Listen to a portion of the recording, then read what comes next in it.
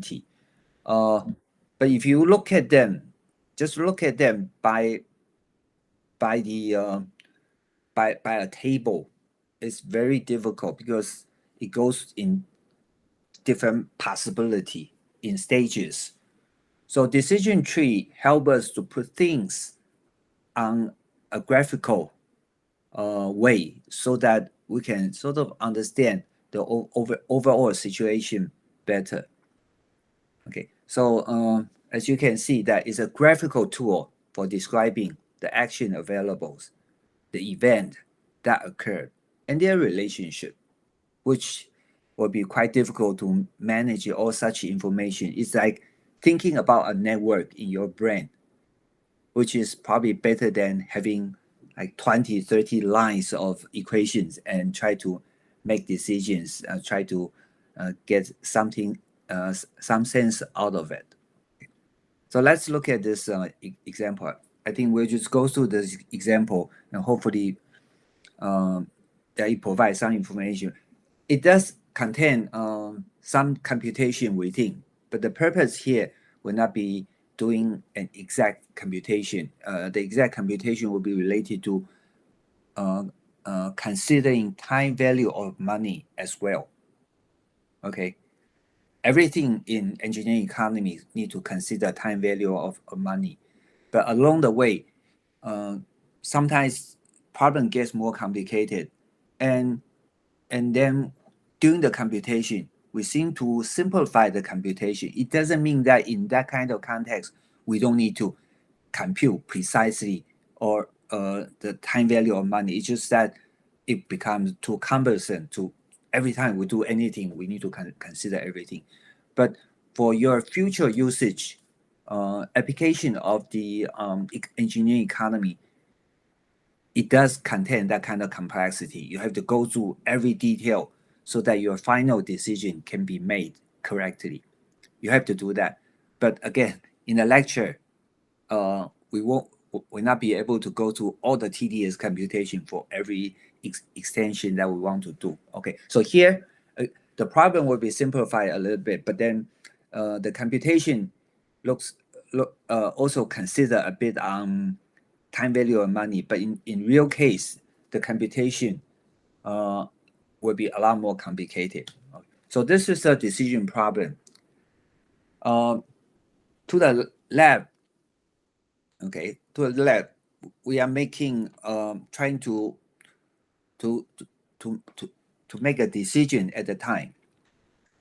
We're trying to invest, basically. We're trying to invest, and we understand the situation, the choices that we may have. The choices, we can buy stock, okay, stock of a company. So usually the stock represent the value of the company. You will buy the stock, and stock may make profit, but you may also lose money, okay. And or you want to buy bond. I think earlier we mentioned about bond. Bond can be issued by the government, can be issued by individual companies, and bond is more secure, although it's not 100%. I also saw the 2007 financial crisis, where the bond, so-called bond, was bundled in a way that we cannot tell the exact detail. And in the end, even you bought bonds, it also lose money, which until today, I couldn't understand what happened. But bond in general is safe. You buy a certain amount of bond, and every period, every payment period, you will get interest. Okay. In the end, you can sell the bond at the value that on the bond, meaning that you lend money to the company or you lend money to the country, to the government, and government pay you interest for every interest period. In the end, they'll return you the money that you lend them. That's bond. Right? Stock is just buying a stake of the company. So company make money, you get dividend. and if company make money, and the stock price will go higher and higher, and you can sell your stock, your share of the company, and you will get the money based on the price at the time. So these are two different kinds of investment. Clearly, bonds in general doesn't have risk unless there's high inflation and so on. Otherwise, you can always take the money back, and before you take the money back, you get interest for every interest period. Stock, in the worst case, the company will lose money, and the stock becomes useless. The price is so low that is much lower than what you pay for. Okay, so there's a risk. So one possibility is you just get no professional help. You just try to make your decision by yourself. So there's a chance that you will buy stock. There's a chance that you will buy bonds. When you buy stock, there are different kinds of stocks. Right? One is let's just say high return. Another one is called medium return, and the third one is low return. Okay, chances of a low return one, the risk usually could be smaller, but it depends. So low return could also mean that you will lose money. Okay, it will lose. Basically, there are three different kinds. Okay, so you buy the stock, you may accidentally buy something which may cost you losing money. Okay. But you can also choose to buy bond, which is quite safe. So here, buying stock, you don't know what will happen. Buying bond, you know what will happen. Okay. Or you can seek advice. Okay. No advice, you make your decision. It's unknown. The situation is unknown. You have to make your decision. Seek advice. The situation is still unknown. But since they are professional, they may charge you some amount of money, but they will reduce the risk for you. Okay. That's theoretically it's like that, but stock market is very difficult to predict. For some period of time in the past, they found that if you look at all the advices provided by these experts, comparing with the stock picked by a monkey, and they found that the result turned out to be similar. But chances are you will find good companies to seek their advices. So their advices are generally more accurate than just arbitrary advices from anybody. Okay, so this is a typical decision that we'll make. It seems simple, but then it can get a bit more complicated. So we want to analyze, and our decision is, should we get advice? That's the question. Should we get advice? No advice. No advice. You don't need to pay fee, but you are taking your chance. Seeking advice, you need to pay fee, but then you will lower your risk. So let's go through the analysis and see what happened. So you will go through the analysis. Okay, this is the decision problem. That is, as I said, when you look at this, it's a bit overwhelmed. Like you need to do the computation individually, and it doesn't seem to be clear what's going on. But basically, assuming that you invested this amount of money for stock, or for you have this amount of money that you want to invest. If you buy stock, you have to pay a fee of 100. Okay, so this is what you pay in the beginning. And we look at a very short period of the investment. And if you make this high return, okay, which is this one, this is a high return one. you make this amount of money. Okay, 75,000. And when at the end of the period you want to sell it, you need to pay another fee of 100. But for the just a very simple complication, that is, for the amount of money you make, you have to pay tax.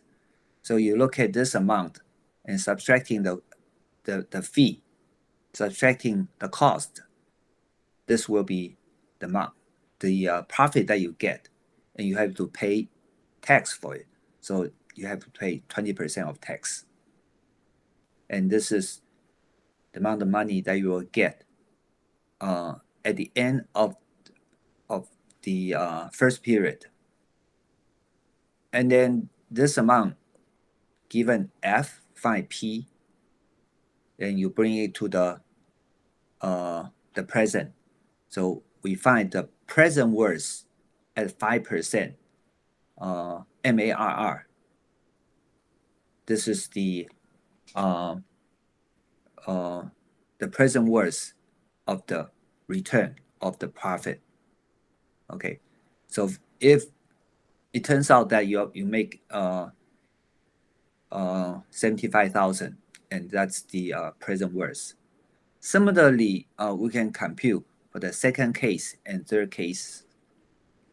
That is, it turns out to be this case or this case. And so you can compute.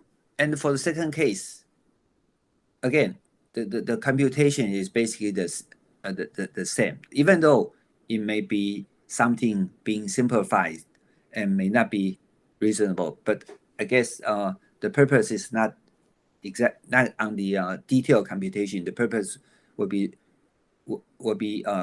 showing that how we can utilize decision tree to help us capturing complex decision problem and can come out with the better understanding of the structure and helping us to make decision. So if we choose stocks, and there are these three possible situations, and if the first situation happens, this is 16,510 will be the return, the present worth of the return. For the second case, it will be 890 only for the return. If unfortunately you're losing money,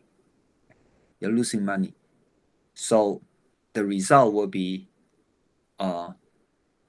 you will lose 13,967. So these are the three possible outcomes if you buy stocks. Okay, if you buy bonds, as I said, it is you just get interest, and you get the money that you invested back to you at the end of the period. So again, we can compute period 1 cash flow, period 2, period 0, and period 1, and we can compute its present worth. So the expected value is, in fact, is fixed. It's 898. Okay, 898. So these are the possible outcome of your investment. But if we put it on the decision tree, it looks easier to understand.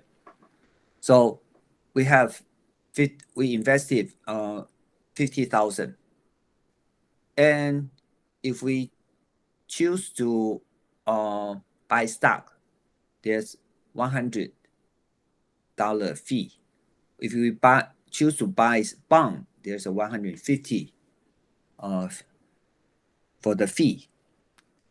And the return, which is the return, let's just say we do not need to consider how it is computed, but assuming that we have this return at the end of the first period, then we can get the period. But when we sell it, we still need to pay a fee. Similarly, doesn't matter which outcome we have, for buying stock, but in the end, we will get this amount of money and we will pay the fee. But in this situation, in fact, we are losing money because we invested 50 and we only get 45 back. Okay. And we can, if we say that the probability of these three situations that will occur follow this distribution.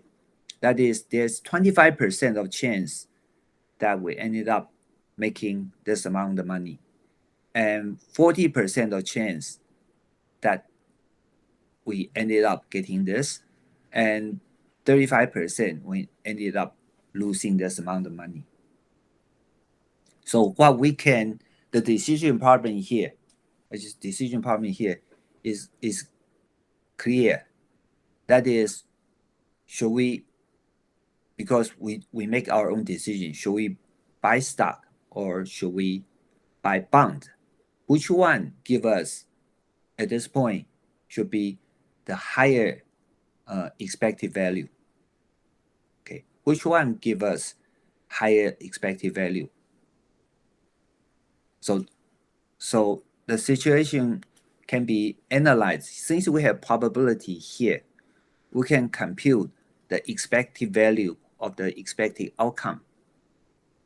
And we can compare buying stock versus buying bond. So bond, it turns out that buying bond is better than buying stock in terms of expected value. Okay, so basically, if the problem is like this, we know the possible return, and we know the probability, and we can compute expected value and compare them. And again, it turns out that buying bond is safer. Okay, and we can sort of introduce some new concept. One is expect value of perfect information. That is, we want to move forward to talk about if we have perfect information versus we do not have perfect information. And with perfect information versus without perfect information, you can imagine that with perfect information, we should be able to make better decision, right? We should be able to make better decision, and we will we'll make the right decision since we have perfect information. But without perfect information, we'll make our decision based on expected value. And we want to see if we have perfect information, what additional value that we'll get. Again, these are expected value. These are not for specific case. Okay, so we want to know the expected value of perfect information. That is, if we have expected value, we should make more than what we'll get by expected monetary value. So meaning that this is the expected profit, total expected profit. This is with perfect information. This is expected value without perfect information. So with perfect information, subtracting without perfect information, this is so-called expected value with perfect information. That is, if we know everything, or if we have somebody who can help us to make better decision, okay, they know what they are doing. We don't know. We are just buying stuff by our intuition or taking chances. So this will meaning that with the total information, perfect information, we should make more. okay, we should make more.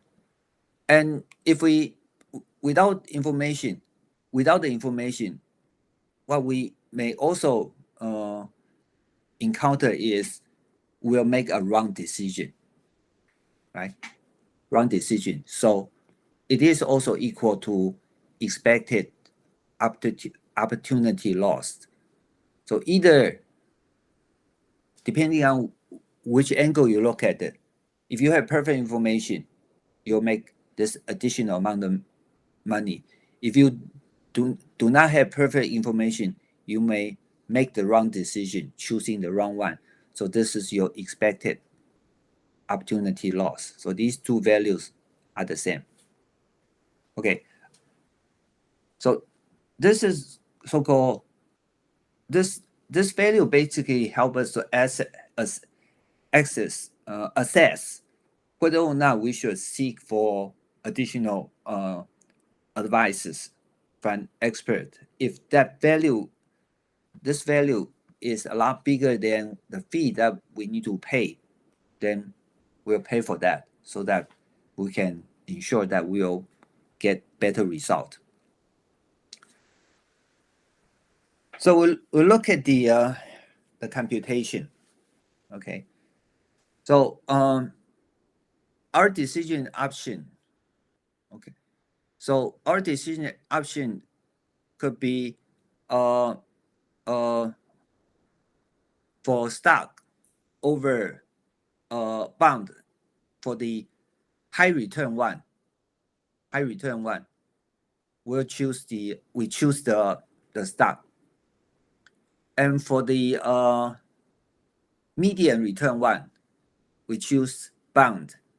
For the low return one, we choose bond. So here is the expected monetary value, which we have seen previously here.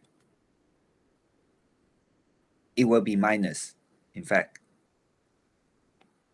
So we choose bond. So we choose, in the end, we'll choose bond. Right? So this will be the situation that we have. So we have expected value of this, expected value of this, and so we'll choose 898. We'll choose bond. But if we have perfect information, okay, we have perfect information, we won't compare these two expected value and choose bond. We have perfect information, we'll choose this one if the situation, we know the situation, we'll choose this one. If we know that the result will be return will be the second case, median return, we'll choose one. If we know that the stock return is low, so we'll choose bond. If we don't know the perfect information of our decision, we'll choose this, and this. So the expected profit with perfect information will be expected value. Will be, it choose this, but there's 25% of chance that this will happen. Or with 40% of chance that this median return will happen, we'll choose this. And with 35% of chance that the low return will happen, then we choose bond. So instead of taking these two expected value and compare and choose the bond, we will make such kind of decision with perfect information. So our expected profit with perfect information is in fact higher than the original 898. So the expected value with perfect information, okay, or expected value of perfect information equals expected profit with perfect information, that is this one, minus expected monetary value which is our earlier decision, like choosing this one. So with the additional information, in fact, the perfect information, the value it creates, expected value it creates is 3,903. Okay, so going back to our decision just now. So if we instead we chose 898, what happened is the expected loss that we'll get will be 3,903 too, right? Because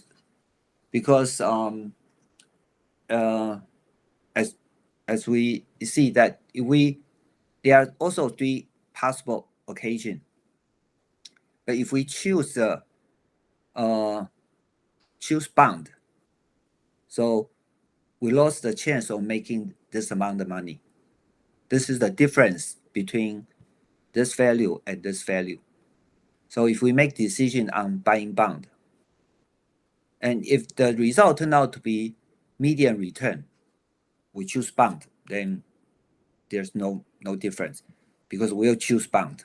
If the result turn out to be this, again, if we choose bond and the indeed choosing bond will be better, then we have no opportunity loss. So based on these three possible situations, again, we compute their probability of occurrence, right? So the expected loss by choosing bond will be 3,903, which is the same as expected value of perfect information. Okay. So using the decision tree and understanding the concept of our decision originally do not have perfect information, so we are competing against luck. We are based on our understanding of certain probability. But if we have perfect information, that is, we know which case that will happen, and even though it's not necessary that one will definitely happen, but we will always make the right decision. And in that case, we will be getting higher profit, right? That's the idea in the analysis. We have information, so we'll make right decision on each possible occurrence. If this actually happen, for sure we'll choose it, right? And we know, if we know this will happen, but it turns out that this will happen, then we'll make the choice. So these are based on perfect information. So the expected value will be higher, but they don't happen 100%. Each will have its probability of possible occurrence. So again, as I said, with the perfect information, we can basically make more. That is 3,903, the expected value. Or if we think of it, that is, we did not have the perfect information, and we will make our decision accordingly, that is buying bond. We can still following the same logic for computation to compute the expected loss of making decision on bond, which give us this computation.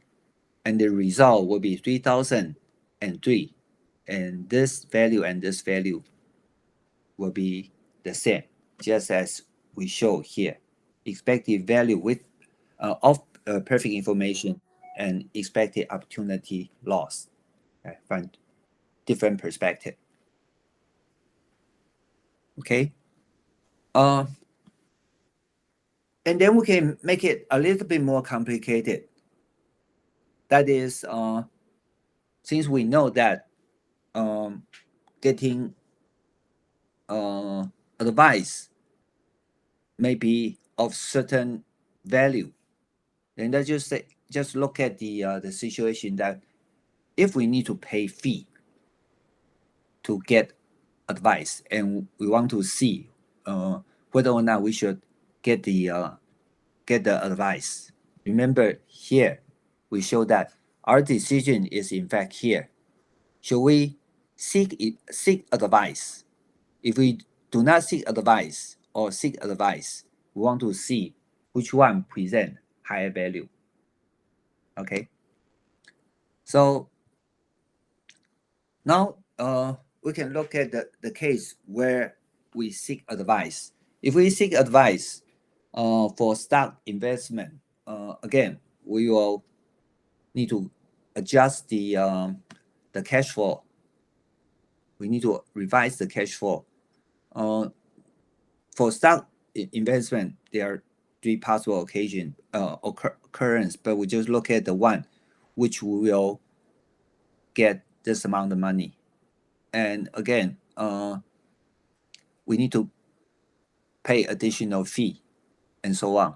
So computation, you can look through it, but I'm not going to explain it. But the point will be, we need to revise the cash flow because we now need to pay additional fee, and we can still compute its present value for each possible occurrence of the stock investment.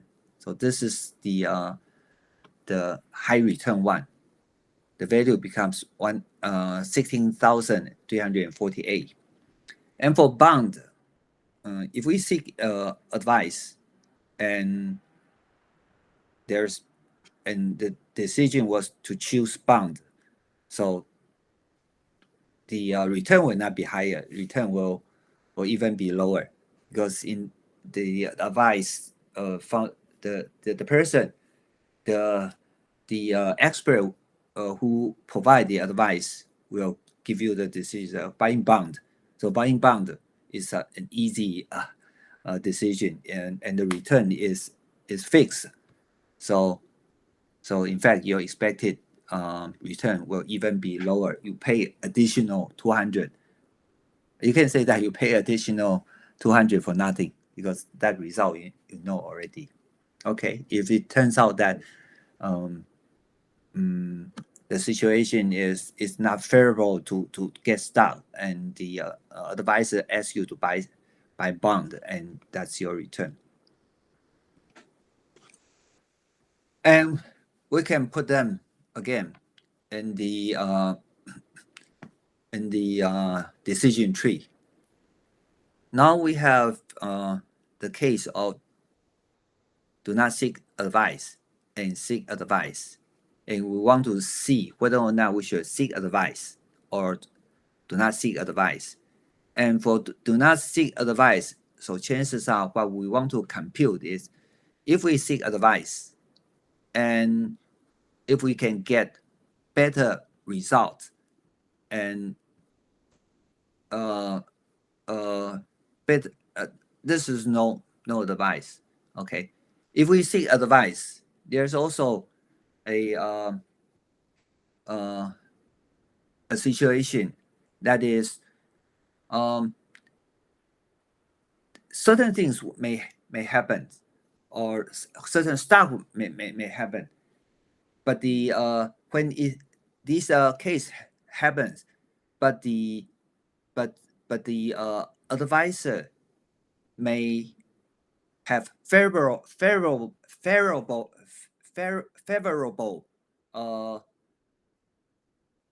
decision on that occurs, but it may have unfavorable inclination to that decision. So it is still uncertain. It's not that once you have this advice from the consultant, it will always make favorable decision on choosing certain stock. Okay, and the probability are not the same. Okay, so this create a little bit complication. Again, seeking advices doesn't mean that it will make a clear decision, and it doesn't mean that the decision will be perfect. So there's also uncertainty on these. And the O1 will be going through this row. So we need to consider this uncertainty after we seek advice from the so-called expert. So the situation is when it seems the situation, if you are thinking of getting this high return or medium return or low return one, and the decision, okay, could be favorable will be 80% on high and 20% unfavorable. And the report will say, meaning that the expert will say, okay, will say, if this one is this situation, there's a 65% that the expert or the report will say, right? Because this is not good return. But then the report may still say, or the expert may still say that it's good.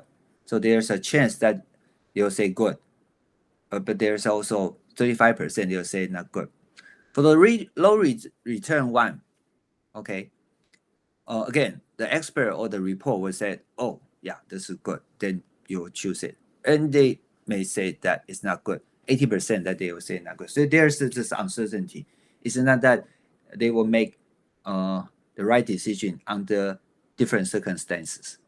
Okay, so these are additional uncertainty that brought into the system. And so if we can go back to look at the probability. So if it turns out to be high return stock, and the expert or the report may say favorable, may say unfavorable, like 80-20%, and it's based on this. Okay, and if it's a median return one, the report may still say that it's favorable, and it may 35% say it's not good. And if it's a low return one, again, it has 20% say that it will be favorable, 80% say that it's favorable, all from this table, right? High return, 80-20, median, like this. And in the graph, it looks a lot more clear, right? So if this is more inclined to tell you that it's good, only 20% tell you that it's not good, right? And so on. So if we say that, oh, if A happen, okay, and the result is favorable, that is this situation. If A happen and the result was favorable, what is the opportunity that will happen? It is this probability multiplied by this probability. If A happens, and unfortunately they tell you that they are unfavorable of this situation, and they're 20%, so 25% times 20% we get 0.05, and so on. Okay, we can compute all of them. So for the favorable cases, okay, that is buying stock, favorable cases, okay, buying stock. And of course, there will be, it's possible that it's A, it's possible that it's B or C. The result will be like this. So favorable buying stock, and this will be the opportunity. This will be a probability. Unfavorable, the probability is 1 minuses, or you just add these three together. It gives you 47%. So again, you get the advices from the report or from an expert. They will assess the situation, and chances are they can give you favorable and unfavorable that is buying the stock or not buying the stock, buying the stock versus buying the bond. Right? They have different possible decision. Okay. Hopefully you can follow this. But basically, if you go through it one more time, I think it will be clear. Originally it was just making your decision, taking chances. Here you seek advice. The advice could be from the report and or from individual. And it is to say that whether or not you want to buy stock. But if they try to buy stock, okay, try to buy stock. The reason that they said that they are trying to buy stock is based on certain probability, okay, certain performance. So each of them will have different probability that they will decide that they should buy or not, right? Each occurrence, because right now nothing happened yet, so we are just saying that when the stock the situation turned out to be high performance, and the advisor or the report may still say that it's not good or it's good, right? So right now nothing happened yet, so all of them are still with probability. That's why we have this, like, it turns out to be one situation, then there's a still probability that they'll say not to buy stock. Okay, so all of them are probabilistic, and we put them here, and we can compute if this is now we are trying to see what we saw previously, that is 20%, 26%, and 7%. That is, we want to find the expected value of the expected return, or expected probability, and result will be expected return of buying stock, because we know that there's probability that one of the three will happen, but we know that the advice from the report or from the advisor will still have their respected probabilistic distribution depending on the situation. So we compute all of them, but still we want to see if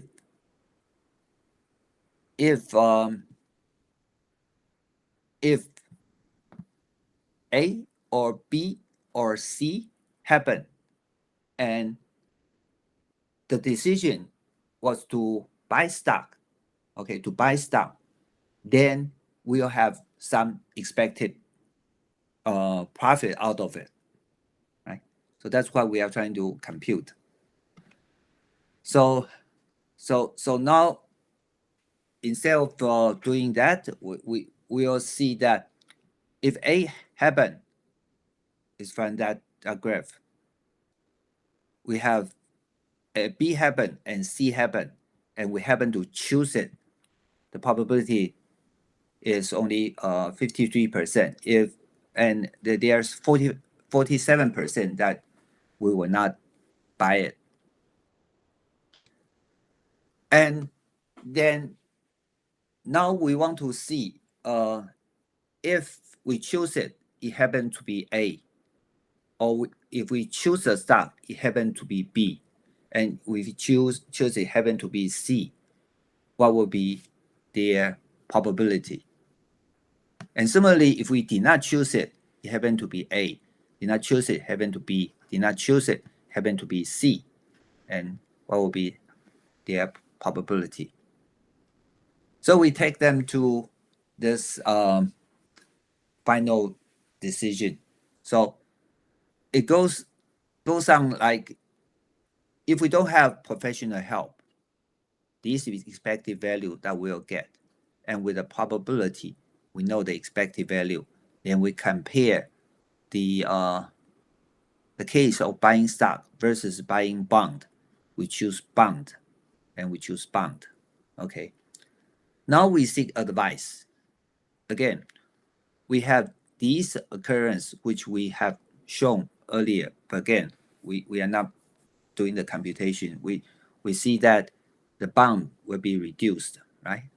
Other values are as we written there. And we said that if A or B or C happen, right? We are favorable. We want to choose buying bond. We want to choose buying stock. And A and B and C happen. They have these kind of opportunity probability as we computed previously.